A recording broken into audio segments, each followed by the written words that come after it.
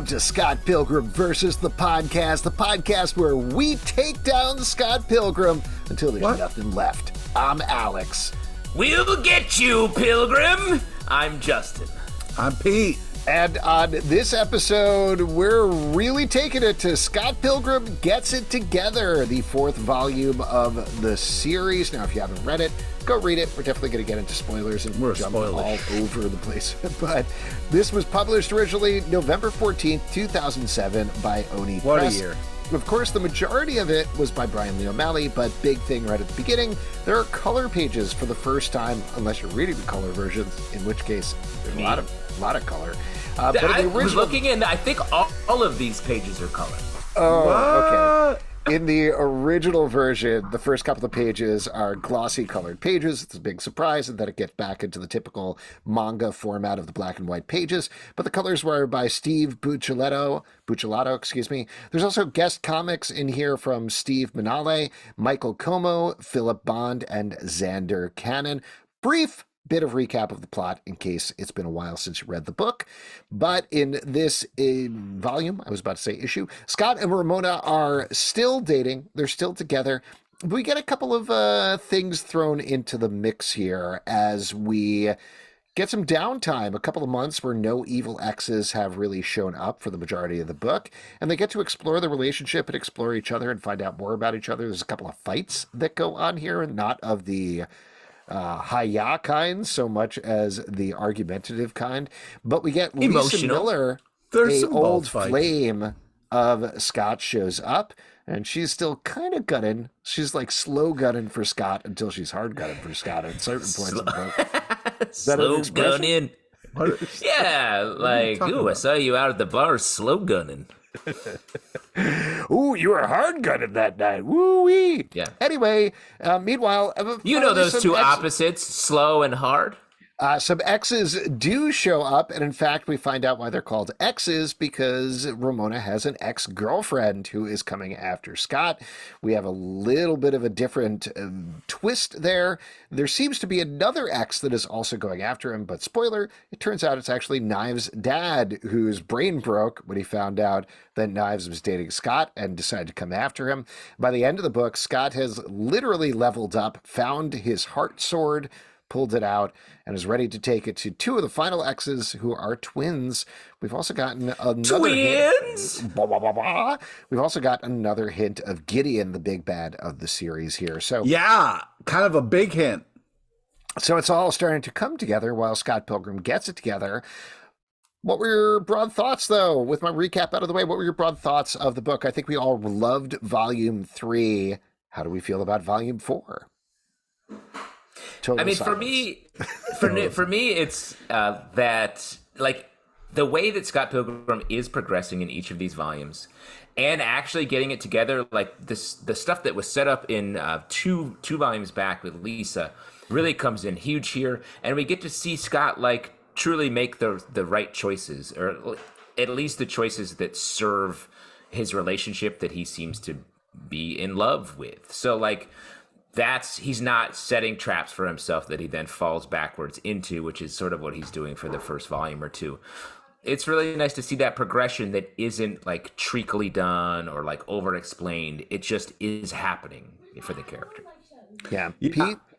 I really overall love this issue. I think there is a lot of great stuff. I like the kind of sloppiness of youth that is captured in this issue. There's a lot of like mistakes people make, a lot of like, we see great moments in the relationship, but we also see a lot of weird moments. This really does feel like a slice of life comic in a cool way, which I really much enjoy. But I was trying to come at this like fresh and like, okay, I'm not going to have too many ships. I'm trying to pull from Ramona, but this issue is just too much for me. I can't keep moving forward. Why? Because clearly we see her being mind controlled by Gideon in the kind of place between worlds there that they travel in. Yeah. But you've been the biggest Scamona shipper on the podcast so far. You're off Scott and Ramona. You've been talking every episode. You're like, Scott and Ramona endgame, Scott and Ramona endgame. You're always into that. You're off of it now, Pete? I'm very surprised. Yeah, I was trying very hard to keep an open mind, and I was trying, but yeah, in this issue. And then the fact when Scott was like, oh, you know, I stayed at so-and-so's house, and then revealed, oh, the ex was at Ramona's house, and they only messed around a little bit. Oh, what? Yeah, so there's too many red flags for me, and I'm having a hard time. Did you want Scott to be with Lisa? Nope. I was, I kind of pulling for Kim P, although she has a little knives action going on in this ish. We'll see what happens, but I'm definitely not Team Ramona. No thanks. Wow, big change halfway through the series. Pete being off Team Ramona. That's crazy. You've gone from Scamona to #rot. Wow. It's crazy to decide that you're anti-Ramona in the book where they both confess that they love each other and are clearly moving in together literally and getting together. And you're like, you know what? This train that's chugging along down the track, I'm off it. I'd rather stand here by the railroad tracks with my bindle in my hand and try to hitchhike one of those little cars that old-timey prospectors drive. Dude, come on. Yeah. The thing. Well, what about you, Justin? How are you feeling, since we're jumping right to the romantic stuff, how are you feeling about the romantic stuff of this volume? I mean, I love, like we're talking about, all these different characters in here. I like the way that Knives is sort of part of the gang now. And it's just like, even though she's always a little on the outside and they're always like, why is she here? And then she just, I'm here. And I like that. Even though she's not dating young Neil really in this, that's the presence is great. The Lisa little sort of flirtation, it was great. Like, if this book was about him falling in love with Lisa and realizing that the Ramona thing was something else, that would also work. I think it's set up well. I believe that they do care for each other. I appreciate that Scott made the right choice not to just have a hookup when he actually does love Ramona. So it's just all really compellingly done. I'm caught up in the drama. I'm blushing. I'm excited. My hormones are racing because I love love. But I also love how clueless Scott is. You know what I mean? Like the fact of like he's not picking up on Lisa at all. You know what I mean? Like he was kind of clueless when they first were together, quote unquote, and then still kind of clueless here. You know, so I appreciate that about Scott. How clueless and dumb he is. Well, on the point that you're saying, Pete, it's pretty obvious from the title of the volume, Scott Pilgrim Gets It Together, that this is all about him getting it together, and you can see. The most clear depiction of it is when his brain, when he starts to realize it's Roxy, right? Is Ramona's ex-girlfriend, and it zooms in on his brain and then it cracks open and a bird comes out. Yep. That's what it feels like in every single interaction Scott has, particularly in this volume, where you could see him sweating and trying so hard to figure out how to be a human being in society and do the right thing by these people who are supposed to be his friends, who are supposed to care about him, getting a job, all of these things that he's like, I don't know how to do these. I don't know how to remember to tell Ramona that I have a job. That's just not something that crosses my mind. And that is probably not for all of us, but like that is typical for a lot of people, I think, in your very late teens, early 20s, where maybe you've graduated from college and you're like, I don't know what I'm doing with my life. I don't know. I'm kind of just wandering along here. How do I do any of this stuff? How do I pay my taxes? How do I get a job? How does any of this happen? And Scott is that taken to the absolute extreme. Yeah. Well, and there's this storytelling device, and we use all this video game stuff, which is like, I think played for the fun of it, but it's also like the sign of immaturity going into maturity in a really nice way. And that's just another subtle way that this comic just brings together so many elements that are all working together and building steam and momentum together to tell a story that just like hits us hard in nostalgia, emotion, and just like feeling alongside these characters. It is wild to talk about that device for a moment. So over the course of the volume, Scott, when he does things like when he applies for a job, he gets more XP. When he goes back to the job again, he gets more XP. And ultimately, is it when he tells Ramona he loves her? He loves her, yeah. Yeah, he gets a sword. He actually levels up. The fact that they held off, or Brian held off until the fourth volume to do any sort of XP jokes, really, and leveling up jokes is wild, because that's almost the most obvious thing you could do with a video game based book. So having that restraint to hold off here is great. And it also leads to that awesome moment where, set up earlier in the volume, Ramona's like, oh, he doesn't even have a sword yet. And that's another one of those classic Scott Pilgrim things of like, what sword? What are we talking about here? But it pays off so nicely and beautifully in that double page spread of Scott pulling the sword out of his heart, where it really underlines also what Scott is all about, is that he is all heart. Like, that is his thing. He doesn't know how to navigate feelings. He doesn't know how to navigate things with his brain, but he feels things strongly at all times. And that's the impulse he follows, whether, like we've talked about, it's rage sometimes it's love, sometimes it's happiness, sometimes it's sadness. He goes whole, no pun intended, heartedly into these things, and it really comes to bear there in a really nice way. One thing that you brought up that I wanted to talk about is how he gets his job back is just such a hilarious, fun thing of like, you know, he's like, can I get my job back? They're like, well, we didn't really hire anybody else, so I guess so. You know, it wasn't even like, this is an issue where he's supposed to be getting his stuff together, and it doesn't take much work on his part. He just asks for it, you know, and they're like, okay, fine, you know. And that's the thing, right? Like, I do love that. It is funny, but it's also very true, because so many people are like, God, how do I do this thing? And the answer is ask for it. Say it out loud. Any effort. Just show up and they'll just say one thing. Yeah. So I love that. I also love, to get back to Knives a little bit, we were talking about. Let's. Her arc over the course of this is great.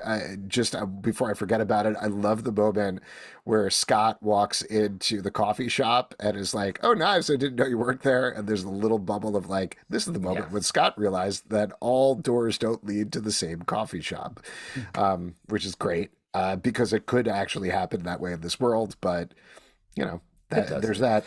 But over the course of the volume, there's so much more development with Knives as well. It really feels like Knives is maybe the most fleshed out character over the course of this book so far, like all 4 volumes, along with Scott, where she's growing up and getting it together at almost the same pace. What do you guys think about that? Yeah, I really love that. It really kind of showcases, you know, a little bit of what it's like to grow up. You know, there are older kids who seem so much cooler and know more than you do, and you're just trying to kind of like hang around and figure things out. And I think that was such a cool and interesting way that they kind of showcase that through Knives. Also, Knives' dad is awesome. I love that whole kind of bit, and the fact of like, they don't even speak the same language, and like there's just so many fun things about it. But I also like how at the end of it, Knives' dad has respect for Scott, you know, like he kind of passes the test, the dad test, and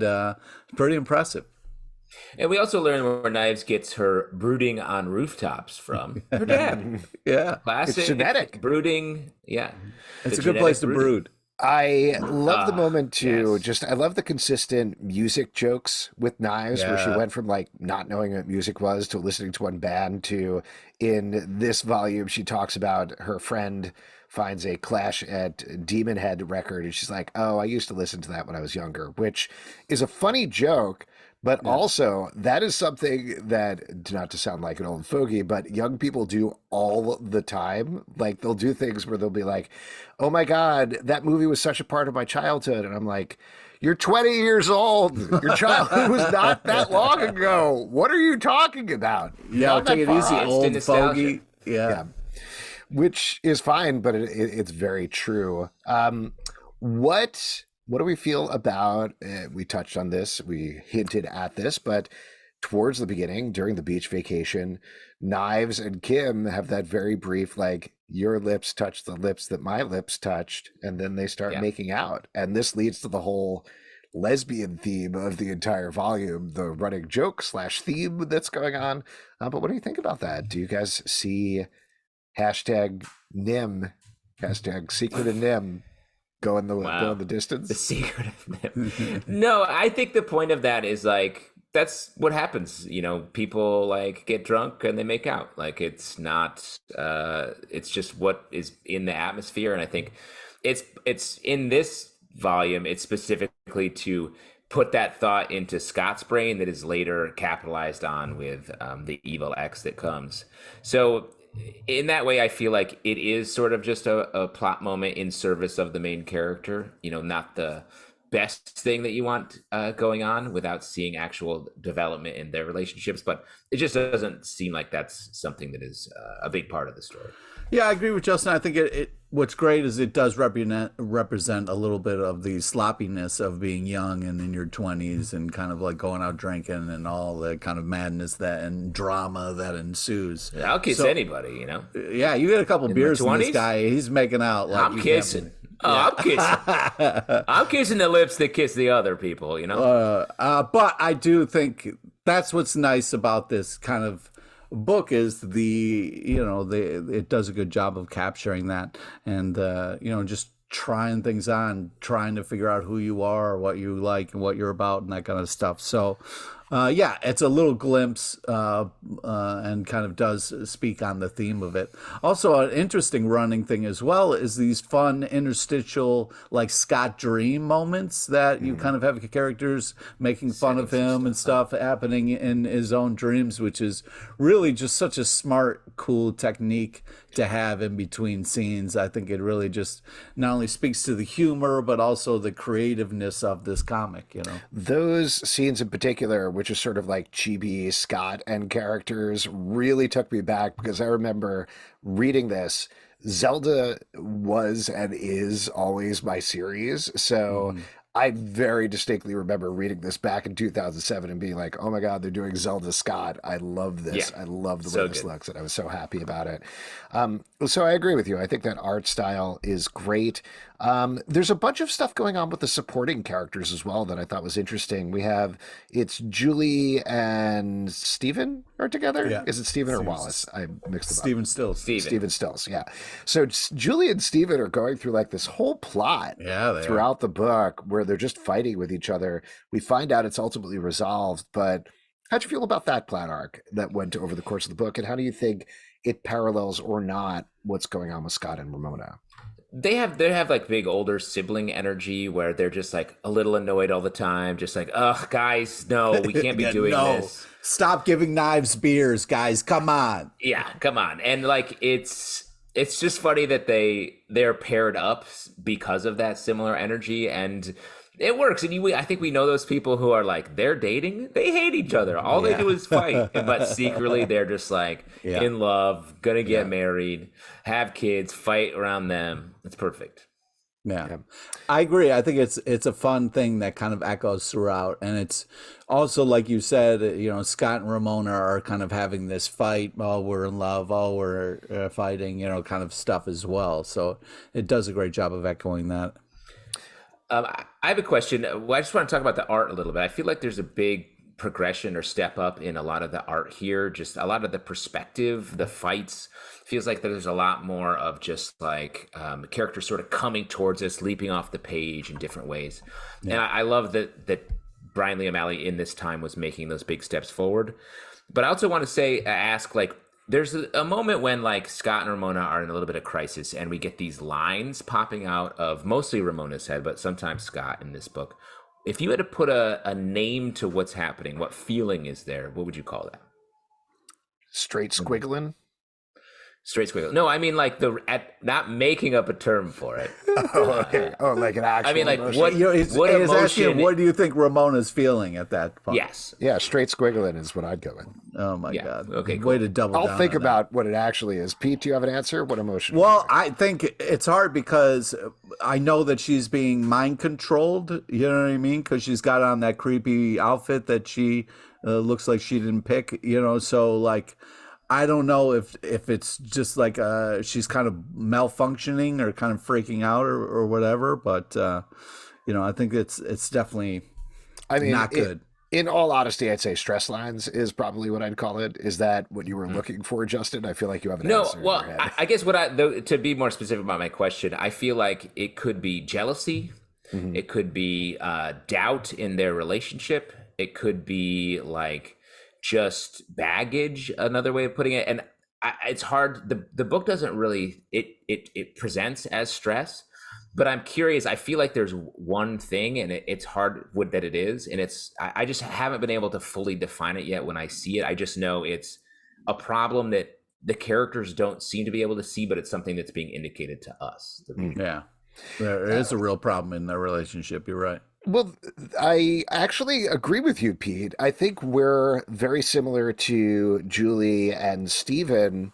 Not supposed to look at Scott and Ramona as this perfect, beautiful relationship, because it's not. And I do think that's one of the points of this volume in particular, because we've seen them having the meet cute in the first volume, and the second volume, like, kind of figure each other out and like, ooh, we're actually dating. The third volume, very much the physical relationship. And this fourth volume is the emotional relationship, because it's all hooked around Scott being scared to say the L word and getting into this classic Lesbians. bit. Yes. Yeah, I'm in Lesbians with you.